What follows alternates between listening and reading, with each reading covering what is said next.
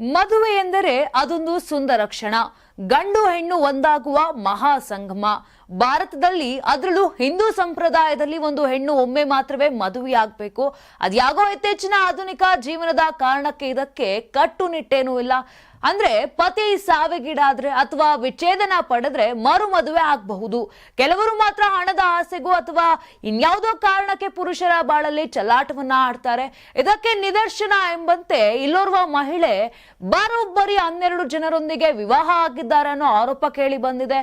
ಇದನ್ನ ನಿಜ ಅಂತ ಹೇಳಿದ್ರೆ ನಂಬ್ತೀರಾ? ಹೌದು, ಈ ವಿಷಯ ಕೇಳಿ ನಿಮಗೆ ಶಾಕ್ ಆಗಿರಬಹುದು, ಆದ್ರೆ ಇದು ಸತ್ಯ. ಆಂಧ್ರದ ಕೋನಸೀಮ ಜಿಲ್ಲೆಯಲ್ಲಿ ಈ ಘಟನೆ ನಡೆದಿದೆ. ಆಕೆ ತನ್ನ ತಾಯಿಯೊಂದಿಗೆ ಸೇರಿ ಮದುವೆಯ ಹೆಸರಲ್ಲಿ 12 ವಿಚ್ಛೇದಿತ ಜನರಿಗೆ ವಂಚನೆ ಮಾಡಿದ್ದಾಳೆ. ಈ ಚಾಲಾಕಿ ಸಂತ್ರಸ್ತರಿಂದ ಲಕ್ಷಾಂತರ ಹಣವನ್ನ ಸಂಗ್ರಹಿಸಿ ಕಿರುಕುಳ ಕೂಡ ನೀಡಿದ್ದಾಳೆ ಎಂಬ ಆರೋಪ ಈಗ ಕೇಳಿ ಬರ್ತಾ ಇದೆ. ಇನ್ನು ಹಣ ಪಾವತಿಸಿದವರಿಗೆ ಮತ್ತಷ್ಟು ಕಿರುಕುಳ ನೀಡಿದ್ದಾಳೆ. ಇದರ ಪರಿಣಾಮ ಕೆಲವರು ಆತ್ಮಹತ್ಯೆಗೂ ಕೂಡ ಯತ್ನ ಮಾಡಿದ್ದಾರೆ. ಈ ರೀತಿಯಾಗಿ ಸಂತ್ರಸ್ತರು ಎಸ್ಪಿ ಕಚೇರಿಯಲ್ಲಿ ದೂರ ನೀಡಿದ ನಂತರ ಈ ಒಂದು ವಿಷಯ ಬೆಳಕಿಗೆ ಬಂದಿರುವಂತದ್ದು.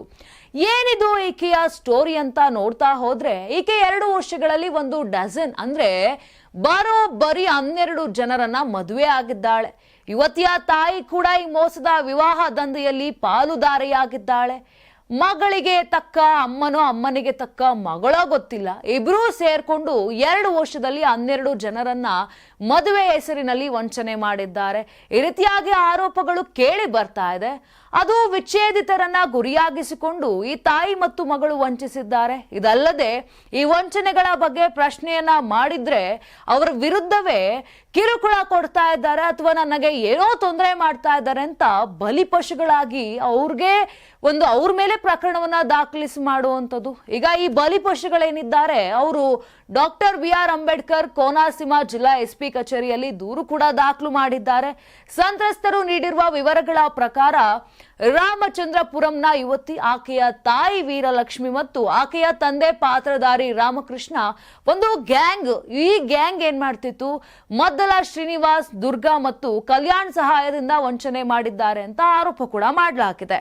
ಈ ಗ್ಯಾಂಗ್ ಇಲ್ಲಿಯವರೆಗೆ ಬರೋಬ್ಬರಿ 12 ಮದುವೆಗಳನ್ನ ಮಾಡಿದೆ ಅಂತ ಸಂತ್ರಸ್ತರು ದೂರನ್ನ ಕೂಡ ಕೊಟ್ಟಿದ್ದಾರೆ. ಪಶ್ಚಿಮ ಗೋದಾವರಿ ಜಿಲ್ಲೆಯ ಪಾಲಕೊಲ್ಲು ಮತ್ತು ನರಸಪುರಂ ಮತ್ತು ಪೂರ್ವ ಗೋದಾವರಿ ಜಿಲ್ಲೆಯ ಕೋವನ್ನೂರಿನ ಸಂತ್ರಸ್ತರು ಯುವತಿಯೊಂದಿಗೆ ASP ಮತ್ತು AVRPB ಪ್ರಸಾದ್ ಅವರಿಗೆ ಗ್ಯಾಂಗ್ ವಿರುದ್ಧ ದೂರನ್ನ ನೀಡಿದ್ದಾರೆ. ಇನ್ನು ನ್ಯಾಯಾಲಯದಲ್ಲಿ ವಿಚ್ಛೇದನ ಪ್ರಕರಣಗಳು ಬಾಕಿ ಇರುವವರನ್ನ ಗುರಿಯಾಗಿಸಿಕೊಂಡು 2ನೇ ಮದುವೆಯ ಹೆಸರಿನಲ್ಲಿ ವಂಚನೆ ಮಾಡಿದ್ದಾರೆ. ಈ ರೀತಿಯಾಗಿ ಏನು ಸಂತ್ರಸ್ತರಿದ್ರು ಅವರು ಆರೋಪವನ್ನ ಮಾಡ್ತಾ ಇದ್ದಾರೆ. ಇವರ ಕೃತ್ಯ ಸಾಕಷ್ಟು ಜನರಿಗೆ ತಿಳಿಯಬಾರದು ಅಂತ ಮಾಸ್ಟರ್ ಪ್ಲಾನ್ ಮಾಡ್ತಿದ್ರು. ಹುಡುಗಿಯನ್ನ ನೋಡಲು ಹುಡುಗನ ಸಂಬಂಧಿಕರಿಗೆ ಕರೆ ಮಾಡಿ ಹೆಚ್ಚು ಜನರನ್ನ ನೀವು ಕರ್ಕೊಂಡ್ಬರ್ಬಾರ್ದು ಅಂತ ಷರತ್ತನ್ನ ಕೂಡ ವಿಧಿಸಿದ್ರು. ಇನ್ನು ಮದುವೆ ಆತುರದಿಂದ ಮಾಡುವುದು ಸೇರಿದಂತೆ ವಿವಿಧ ಕೃತ್ಯಗಳನ್ನ ಮಾಡಿದ್ದಾರೆ. ಇನ್ನು ಮದುವೆಯಾದ ಕೆಲವೇ ದಿನಗಳಲ್ಲಿ ಕಿರುಕುಳ ಆರಂಭ ಆಗ್ತಿದೆ ಅಂತೆ.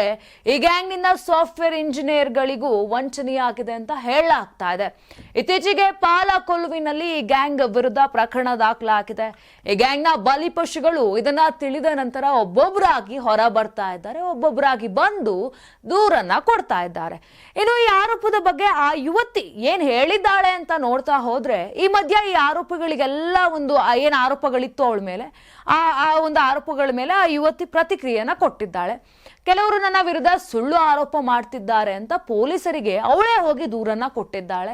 ತನ್ನ ವಿರುದ್ಧ ಏನಾದ್ರೂ ಸುಳ್ಳು ಆರೋಪ ಮಾಡಿದ್ರೆ ನಾನು ಆತ್ಮಹತ್ಯೆಯನ್ನ ಮಾಡ್ಕೊಳ್ತೀನಿ ಅಂತಾನು ಕೂಡ ಎಚ್ಚರಿಕೆ ಕೊಟ್ಟಿದ್ದಾಳೋ ಅಥವಾ ವಾರ್ನ್ ಮಾಡ್ತಾ ಇದ್ದಾಳೋ ಎದುರಿಸ್ತಾ ಇದ್ದಾಳೋ ಗೊತ್ತಿಲ್ಲ. ಈ ರೀತಿಯಾಗಿ ಆ ಹುಡುಗಿ ಹೇಳ್ಕೊಂಡಿರುವಂತದ್ದು. ಒಟ್ಟಾರೆಯಾಗಿ ಈ ವಿವಾಹದ ಹಗರಣ ಕೋನಸೀಮ ಪ್ರದೇಶದಲ್ಲಿ ಚರ್ಚೆಯ ವಿಷಯವಾಗಿದ್ದು, ಸಂತ್ರಸ್ತರು ಯುವತಿಯ ಮೇಲೆ ವಂಚನೆ ಆರೋಪ ಮಾಡುತ್ತಿದ್ದಾರೆ. ಇನ್ನು ಯುವತಿ ತನಗೆ ಏನೂ ತಿಳಿದೇ ಇಲ್ಲ, ನಾನು ಏನೂ ಮಾಡೇ ಇಲ್ಲ ಅಂತ ಹೇಳ್ತಿದ್ದಾಳೆ. ಇನ್ನು ನೀವು ಕೂಡ ಏನಾದ್ರೂ ಮದುವೆ ಆಗಿಲ್ಲ ಅಂದ್ರೆ ಅಥವಾ ಡೈವರ್ಸ್ ಆಗಿದ್ರೆ ನಿಮಗೆ ಸ್ವಲ್ಪ ಎಚ್ಚರ ವಹಿಸಿ ಇಂದು ಮುಂದೆ ಯೋಚನೆ ಮಾಡದೆ ಹುಡುಗಿ ಸಿಕ್ಕಿದ್ಲು ಅಂತ ಹೋಗಿ ಮದುವೆ ಆಗ್ಬೇಡಿ. ನಿಮ್ಗೂ ಕೂಡ ಈ ರೀತಿ ಪರಿಸ್ಥಿತಿ ಬಂದ್ರೂ ಆಶ್ಚರ್ಯ ಇಲ್ಲ.